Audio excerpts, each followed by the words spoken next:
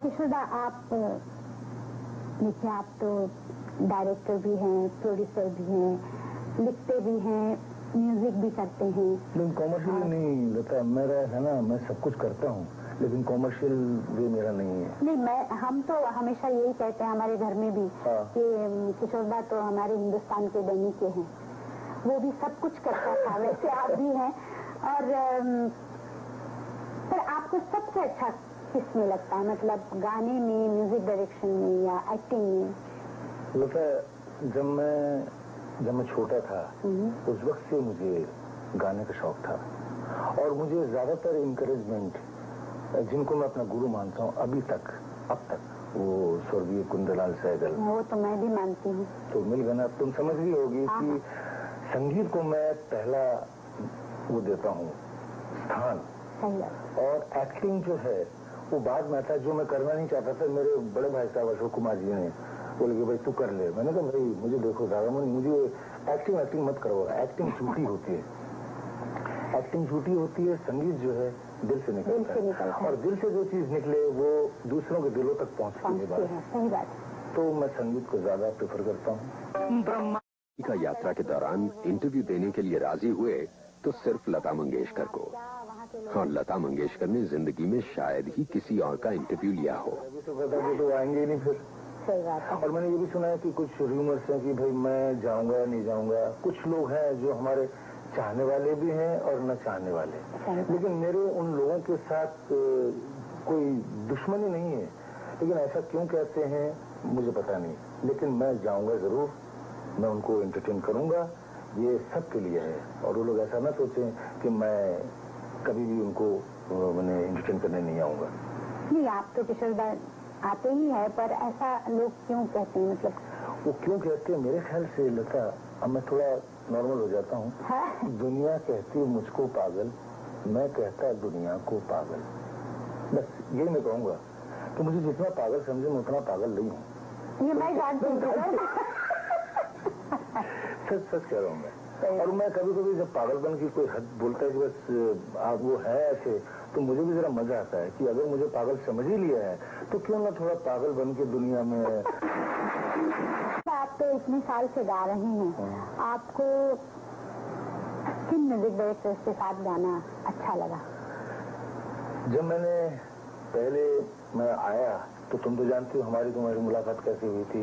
तुम ट्रेन में आती थी, मैं भी ट्रेन में आता था। पहली मरतबा जब तुम मिली थी, तुमने मुझे ऐसे देखा था, मैंने तुम्हें ऐसे देखा, फिर तुम उतरी, मैं भी उतरा, तुम टांगे में बैठे, तुमने मुझे देखा, मैं भी टांगे में बैठा, तो तुम पहुंची बॉम्बे टॉकीज के दरवाजे पर, मैं भी वहाँ पहुंचा।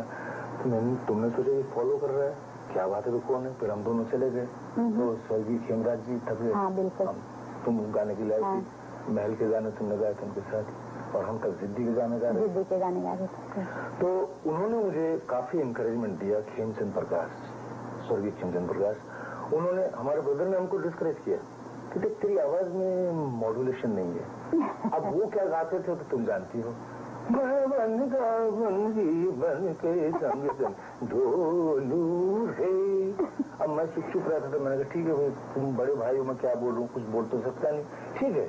तो मुझे जो इंकरेजमेंट दिया तो उन्होंने दिया, उन्होंने वो प्यार कर, उन्होंने बोला कि देखो अशोक, इस लड़के को मेरे पास छोड़ दो, मैं इसे तैयार करूंगा। तो उन्होंने मुझे इंकरेजमेंट दिया, उन्होंने मुझे गीत गवाया, तुम्हारे साथ गवाया, और उसके बाद उनका काफी हाथ है इसमें मुझे आगे बढ़ाने में। और फिर स्वर्गीय एस डी बर्मन जी, उन्होंने मुझे कभी भी कोई डिफिकल्टी हो गाने में कि भाई तुम्हें तकलीफ हो रही है, तो वो हमेशा बोलते थे तेरे को तकलीफ है, बता बदल दो। उन्होंने हाँ से चिंता बदल दीजिए, तो हमेशा सॉरी आई डोंट, मैं कहना नहीं चाहिए लेकिन बड़ी तकलीफ देते हैं। ये तकलीफ जो है यहाँ से ब्रेन से यहाँ तक पहुँचती है और फिर मेरा भागने को दिल होता है, भाग जाऊं। और इसीलिए तुमने सुना होगा कि मैं भाग रहा हूँ। अब क्यों भाग रहा हूँ, ये मेरा मन भी शायद यही कहता हो कि इतना ज्यादा एक्सर्शन हो गया है गानों में, वो बात नहीं रही जो शुरू के गानों में थी, पहले के गीत तुम भी गा चुकी हो। और मैं तो तुम्हारे बाद आया हूँ बहुत, मैं तो कुछ भी नहीं है, मेरे को तो तुम तो जानती हो कि मुझे सारे गामा नी धा पा गा धा पा सा नी धा, मुझे कुछ नहीं आता। अब अगर ये तो मानेंगे नहीं, हमारी जो जनता है ये सोच नहीं सकती, मुझे कुछ नहीं आता, ये तुम कहोगी। मुझे नहीं आता ना। अजनबी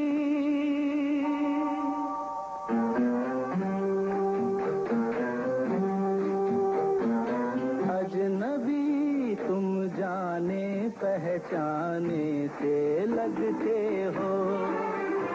बताइए आपको मेरे साथ शो करने में कैसा लगता है? मुझे सच बताइए। मुझे इतनी खुशी होती है, लेकिन खाली सिर्फ मैं डर जाता हूँ कि देखो तुम तो एकदम ऐसे बहुत सौम्य हो ना, बहुत एकदम। तो मुझे कभी कभी लगता है कि मैं क्या तुम्हारे साथ जब मैं गाते गाते कुछ ऐसा एक्शन लेता हूँ तो तुम मुझे देखते हो, मैंने कहा तुम्हें शायद बुरा तो नहीं लगा? नहीं, मुझे बुरा बिल्कुल नहीं लगता है। मेरी एक डिफिकल्टी है कि मैं इधर उधर भाग के गा नहीं सकती हूँ।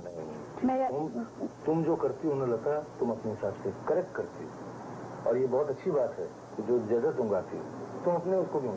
लेकिन मेरे लिए क्या होता है कि मैं चूंकि एक्टर, एक जमाने में एक्टिंग करता था, उसके साथ फिर मैं बाद में मैंने गाना शुरू कर दिया, क्योंकि पिक्चरें काफी अच्छी बनने लगी, तो धीरे धीरे हम अलग हो गए। हाँ, तो फिर भगवान ने देखा कि बेटा जा तू गाती रह, तो गाने पे आ गया मैं।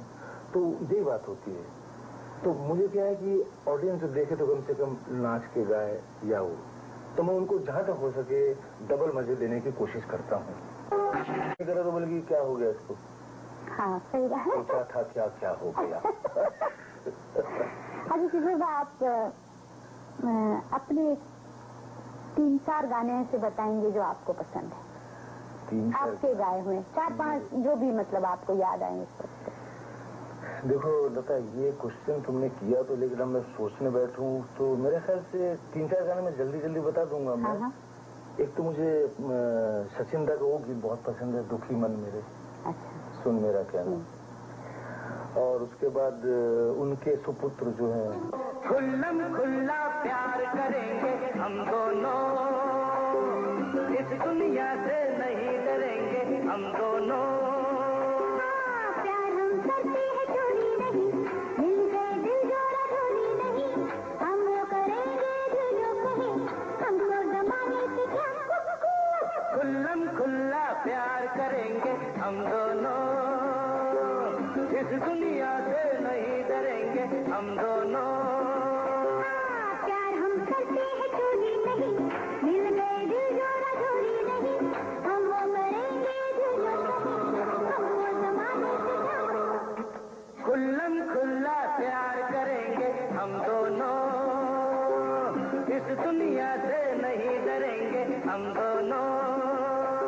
लता, मैंने जिंदगी में मैंने जिंदगी में इतने उतार चढ़ाव देखे हैं कि अब ऐसा हो गया कि एक जगह पहुंच गए हैं कि वहां से अब चले जाए तो अच्छा है, क्योंकि ऐसे वक्त में मत जाओ जब इंसान एकदम ही गिर जाए और उसे ऐसे हटा दिया जाए कि उसकी कोई गिनती न हो। आज भगवान की दया से मुझे सब पूछ रहे हैं और मुझे सब पूछते हैं, मैं हूँ एक जगह, इसी जगह से मैं अलग हो जाना चाहता हूँ कि कोई ये न कहे कि भाई ऐसे वक्त में चला गया। और मुझे अपना घर, अपना जो वतन है वो मुझे बहुत याद आता है। मैंने बहुत कुछ किया, मैंने सुनाया, मैंने एक्टिंग की, मैंने। किशोर दा, आपकी जिंदगी में जो सबसे प्रिय चीज है वो तो म्यूजिक है। हाँ। आप फिल्म इंडस्ट्री छोड़ के जा सकते हैं, मतलब प्लेबैक सिंगिंग या आपकी एक्टिंग छोड़ सकते हैं, पर क्या आप म्यूजिक भी बंद कर देंगे या आप किसी और तरह से? नहीं, मैं बताऊं, मैंने सोचा है जैसे तुम चैरिटी करती हो तो मैं चाहूंगा कि मैं भी चैरिटी करूं और मैं स्टेज पे आऊं, और तुम अगर कभी बुलाओ चैरिटी के लिए मैं हमेशा तैयार रहूंगा स्टेज पे आने के लिए। हम दोनों मिलकर करेंगे। हाँ, जरूर, क्यों नहीं, जरूर। जब तक जिंदा है हम हमेशा यही चाहेंगे कि इनके सामने आए, शो करेंगे हम लोग। उनसे बढ़ एक चीज जरूर है कि सब ठीक रहे और सब शांति रहे, कहीं किसी को दुख न मिले। मैंने गाने में भी गाया था, आंचल के तुझे मैं लेके चलूं एक ऐसे गगन के तले, जहाँ गम भी न हो आंसू भी न हो, बस प्यार ही प्यार पले एक ऐसे गगन के तले। तो खुशी का कौन सा क्षण है ये तो मुझे मालूम नहीं। जहाँ खुशी मिल जाती है वहाँ मैं खुश हो जाता हूँ, हाँ, आई एम हैप्पी। लेकिन जहाँ दुख होता है वहाँ चुप हो जाता हूँ, कुछ कहता नहीं, क्योंकि ज्यादा दुख करूंगा तो कहीं ऐसा लगता है। पर अब आपको ऐसा लगता है कि आप एकदम खुश हैं या अभी और कुछ? मैं बहुत खुश हूँ, मुझे या कुछ और होना कुछ चाहिए नहीं, आई एम क्वाइट हैप्पी। मैं भगवान की दया से मुझे और कुछ नहीं चाहिए, बस यही चाहिए कि मैं जितनी जल्दी हो सके भाग जाऊं अपने घर की तरफ। वो मुझे बुला रहा है, हाथ उठाकर बुला रहा है घर, चल रे मुसाफिर चल रे, अब अपने घर को चल रे। गुजार रहेंगे फिल्म और वीडियो टेक्नोलॉजी के कि किशोर कुमार हमेशा हमेशा हमारे साथ रहेंगे, ता जिंदगी ता कयामत।